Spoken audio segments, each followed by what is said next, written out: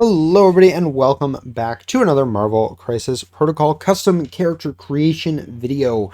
And for this week's custom character, we are continuing our DC villains with none other than Lex Luthor himself. He's going to be the leader of our villains here most likely. And yeah, I'm really excited to get into this one. We're going to be kind of going the power suit version of him. I did very much consider doing the version of him that's just like dude in a suit, kind of just being more of a mastermind rather than a combatant. But I have a really cool 3D model for the Lexo suit, so I wanted to go that direction instead.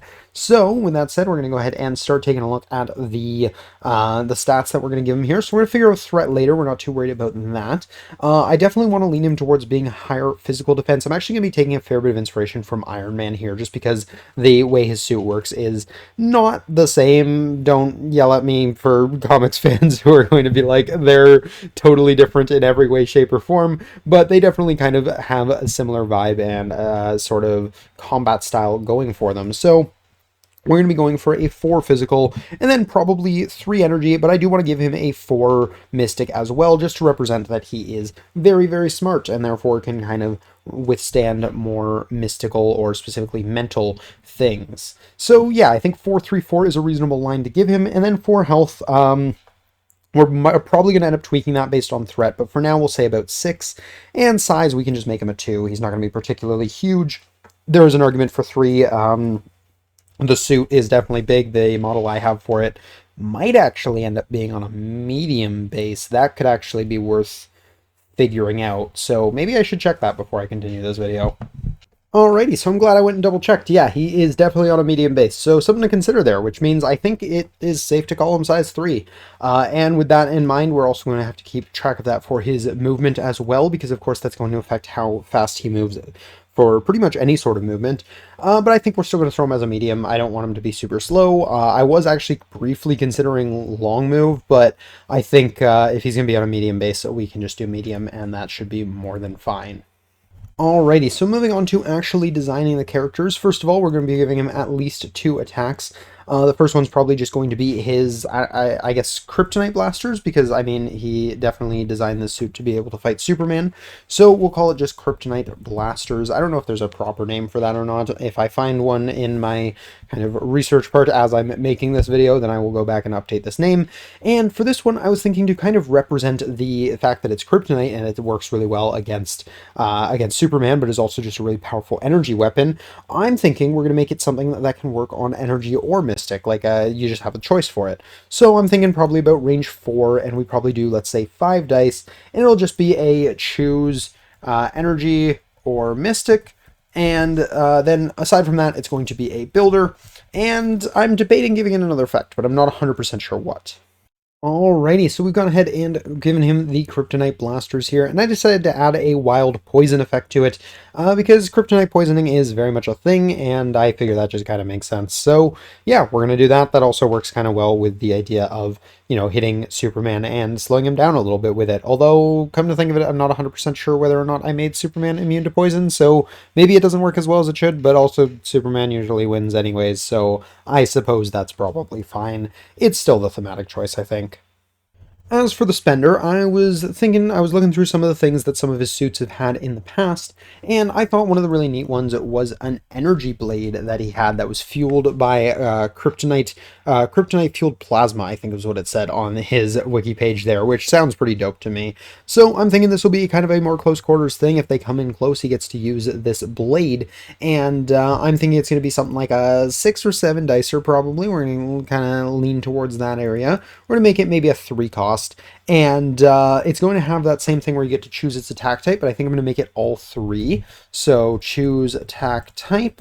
And in addition to that, I think we'll give it a wild pierce, let's say, I think is a reasonable effect for a large blade of some form, and maybe like an automatic bleed or something like that. Is kind of where I'm leaning towards with it. Not 100% sure if I want to give it anything else. I think I kind of want this to just be a, like, don't come close to him, or he's going to hit you with this really scary melee weapon. Otherwise, he's going to kind of sit back and do his blasts and do his main thing through that, is kind of what I'm going for here. So, yeah, with that said, I'm going to go ahead and word this out, and we'll jump right back. Alrighty, and there we have the Energy Blade attack. So he's going to pick which attack type he wants. This is going to be a 7 dice, 3 cost range 2 attack. It's going to have a Wild Pierce on it, and after the attack is resolved, he's going to give out both the Bleed and Poison special conditions. Originally, this was just going to be Bleed, and then I was thinking about more, and I was like, no, this is Kryptonite fueled. We want this to still be able to hand out the poison that we kind of established is the Kryptonite poisoning. So kind of makes sense to me, and makes it feel a little bit better, because it was feeling a little underwhelming. So yeah, I think this kind of works as like a sort of spender that he's not actually trying to use that much. He's probably going to be preferring not to, because that's going to be a little bit closer than the rest of his kit's kind of designed for, but can still hit pretty hard if he needs to punch something real good. So with that said, I think it's time to move on to superpowers, where there's at least a few things I want to give him. First things first, we're going to have to give him a leadership, and I have no idea what I want to do with that, so we're going to come back to it later. The other thing I'm going to give him is something I read on his page about the suit is that he has the ability to basically surge it with electricity. And I kind of like the idea of basically some sort of reactive superpower that's like, I forget what it was called, so I'm not going to name it right now.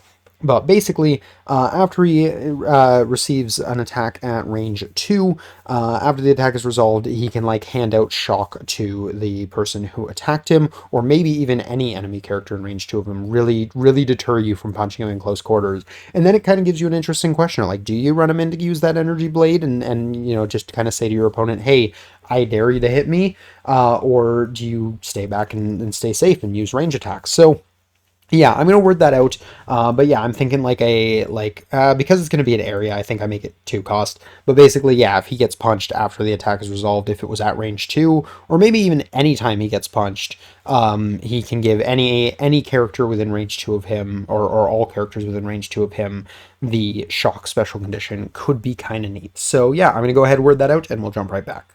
Alrighty, so there we have the Electro Blast, and I decided to add one more thing to it. So after an attack against this character is resolved, it may use this superpower. It's going to cost him 2. Characters within range 2 of this character suffer 1 damage and gain the Shock special condition.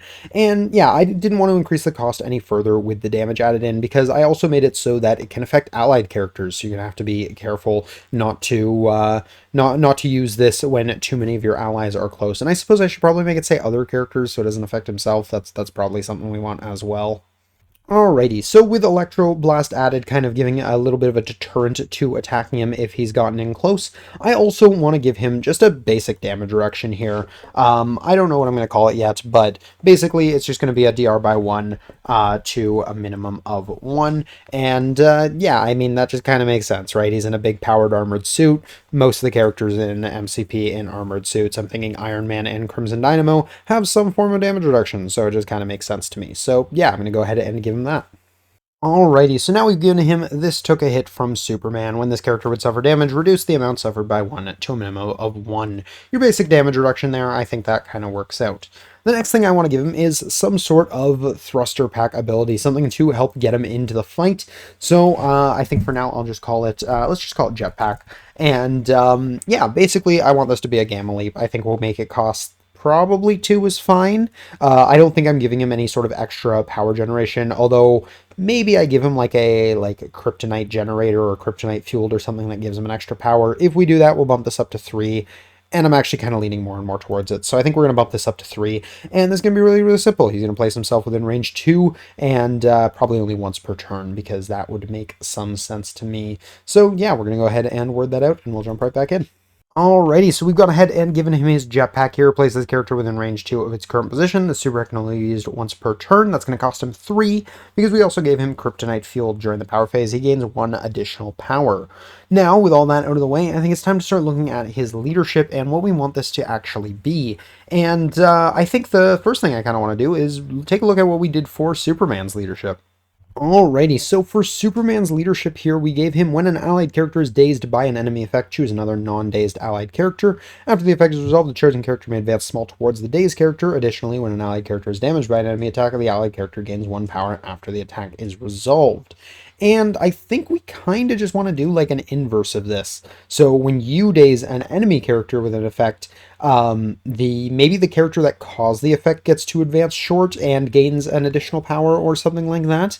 Something kind of similar to like a Malekith leadership sort of ability, but that feels like it's kind of just worse Malekith, so maybe I have to give it something else as well. Not 100% sure. Maybe I do it exactly like his, where it's like you get to advance short towards the day's character, and also when you damage an enemy character with an attack, you gain 1 power after the attack is resolved.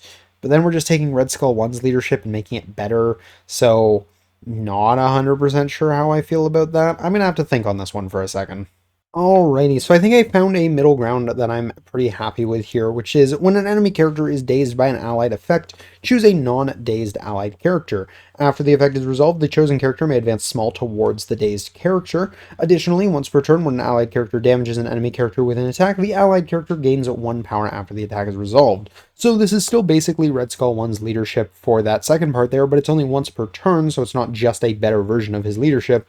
And the advance short has to be towards the dazed character, so yeah, there's kind of that downside over Malekith's as well. And yeah, I think that's an interesting approach to it, at least, where in this case, you kind of lose some of the flexibility and some of the extra things that Malekith's giving you, but you're getting a little bit more power across your team just for doing damage. And yeah, I think it's at least interesting. Because it's towards a dazed character, unfortunately, it doesn't work if you KO a character, so we didn't bother putting that in here either. But yeah, I think it's neat. I like that it's kind of the exact opposite of Superman's, and I like the idea of when they play against each other, if a Legion of Doom character injures a Justice League character, both teams are going to get to advance a character towards that ally, and I just think that's really, really neat. So yeah, I think it's going to be a cool kind of dynamic between the two of them, and also when you damage an enemy character as a Legion of Doom player, both of you are going to gain an extra power for it, which is also really, really cool. So yeah, I'm definitely a fan of how those leaderships are going to kind of interact with each other. I think that'll be really, really neat on the table. The last thing I want to give him, if it even gives me the space to do so, oh, it will, I love it. We're just going to give him flight, because he feels like he should probably have flight, so that makes sense to me. And with that said, I think we're just about done Mr. Luthor here. Not that we have any space if we had anything else we wanted to give him. He's got a lot going on, and I really, really like what he's kind of going for here. He's got the jetpack, he's got this really cool Electro Blast defensive tech here. Of course, he's also got his DR by 1. He's going to have tons of power with that kryptonite fueled, and you know, not a crazy amount to spend it on, but I actually think between having jetpack, having this energy blade that does hit pretty hard, and having this Electro Blast, he's actually going to be more than happy to jump right into the middle of the fight, which I'm really, really down for. So I'm thinking about keeping him as a 6/6 for both sides, because he's got that damage reduction. I don't want to give him too much more stamina than that, and probably placing him at about a 4 threat, and I think that seems reasonable to me. He's got really, really solid defensive tech, so honestly, maybe there's a world where I make him like a 6/5 or something like that. Maybe that feels a little bit better. That way he doesn't feel too bulky for having that Electro Blast. That's going to be really, really annoying for your opponent to play around, especially if he can put himself into a good position for it. Yeah, I think that feels probably fine.